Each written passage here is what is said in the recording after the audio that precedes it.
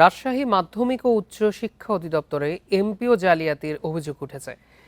এ নিয়ে আরও জানাতে রাজশাহী থেকে যুক্ত হচ্ছেন আমাদের সহকর্মী সাখাওয়াত হোসেন। সাখাওয়াত, সরকারি প্রজ্ঞাপন ফাঁকি দিয়ে এমপিওভুক্ত করার ক্ষেত্রে কোনো চক্র কাজ করছে কিনা, এবং আরও জানাবেন অনিয়ম তদন্তে যে দুটি কমিটি করা হয়েছিল তা পুনরায় কবে নাগাদ সচল হতে পারে?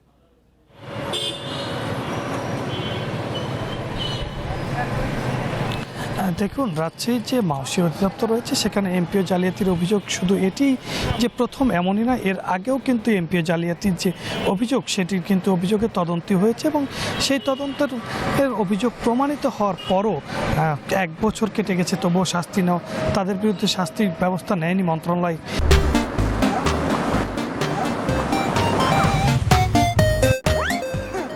এর কারণ মূলত হতে পারে যে এর ফলেই যে ধারাবাহিক অব্যাহত রয়েছে দুর্নীতি, সেটি কিন্তু এখন পর্যন্ত রয়েছে। রাজশাহীর যে মাওসির তদন্ত চলছে, একটি ছিল 2টি, গতকাল আরও একটি তদন্ত যোগ হয়েছে এবং সর্বশেষ 3টি তদন্ত চলছে এই বর্তমান পরিচালকের বিরুদ্ধে, এবং প্রত্যেকটি কিন্তু মাওসির যে অনিয়ম, যে প্রতি মাসে যে টাকা শিক্ষকরা পায় এমপিও জালিয়াতি এবং এরিয়ার জালিয়াতির যে বড় অ্যামাউন্ট, সেটি কিন্তু এখান থেকে যে জালিয়াতি হচ্ছে, এখানে এই জালিয়াতির মাধ্যমে একটি বিপুল পরিমাণ অর্থ সরকারের রাজস্ব যেমন হারাচ্ছে, তেমন শিক্ষকদের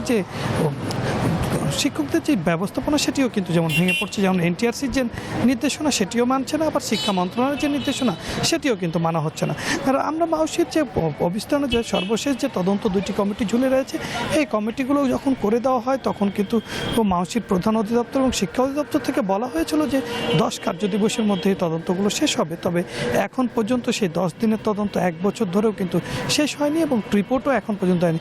এমনই আমরা দেখেছি যে কাউকে যাদেরকে দায়িত্ব দেওয়া হয়েছিল, এই তদন্ত কমিটির প্রধান করা হয়েছিল, আহ্বায়ক করা হয়েছিল, ও তারা রিটায়ারমেন্টে চলে গেছে। সর্বশেষ যে আহ্বায়ক কমিটি ছিল সেটি রাজশাহী কলেজের অধ্যক্ষ ছিল এবং তিনি কিন্তু রিটায়ারমেন্টে চলে গেছেন।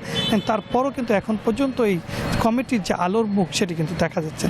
ফলে বলা চলে যে তদন্ত কমিটির যে বিলম্ব, এই তদন্ত কমিটির বিলম্বর সুযোগটি নিচ্ছেন যারা দায়িত্বে রয়েছেন তারা, এবং এর ফলে যে অভিযোগগুলো সেটা কিন্তু দিন দিন যত যাচ্ছে তত বাড়ছে এবং সংখ্যা কিন্তু ততই বাড়ছে। এই অভিযোগের ভিত্তিতে যে টাকার পরিমাণ অ্যামাউন্টও কিন্তু বাড়ছে। সর্বশেষ আমরা যে কয়েকটি কলেজগুলো দেখেছি তাদের বকেয়া বেতন বা এরিয়ার বিল নিয়ে যে কথা রয়েছে সেটিও কিন্তু স্থগিত করেছেন মাওসির হেড অফিস, এবং সর্বশেষ গতকাল পর্যন্ত যে এরিয়ার ছাড় হওয়ার কথা ছিল সেগুলো কিন্তু আর ছাড় হয়নি, এবং এই নিয়ে আরও একটি তদন্ত কমিটি গঠন করা হয়েছে, সেটি কাজ করছেন রাজশাহী সরকারি মহিলা কলেজ অধ্যক্ষ সহ ঊর্ধ্বতন কর্মকর্তারা এবং আইন শাখা মাওসি, তারা কিন্তু এটি নিয়ে কাজ করছেন। তবে এখন পর্যন্ত যে ফলাফল, এই যে রিপোর্টিং বা যাদের যে পূর্বের যে তদন্ত রিপোর্ট, তাদের যে যারা এখানে পূর্বে দায়িত্ব ছিলেন তাদের যে শাস্তিমূলক ব্যবস্থা না নেওয়া এবং তাদের যে বর্তমান যে তদন্ত কমিটির রিপোর্ট সেটি চূড়ান্ত শেষ না হওয়ার কারণেই রাজশাহীতে এই যে তদন্ত বিলম্ব এবং মাওসির যে জালিয়াতি সেটি কিন্তু দিন দিন বাড়ছে এবং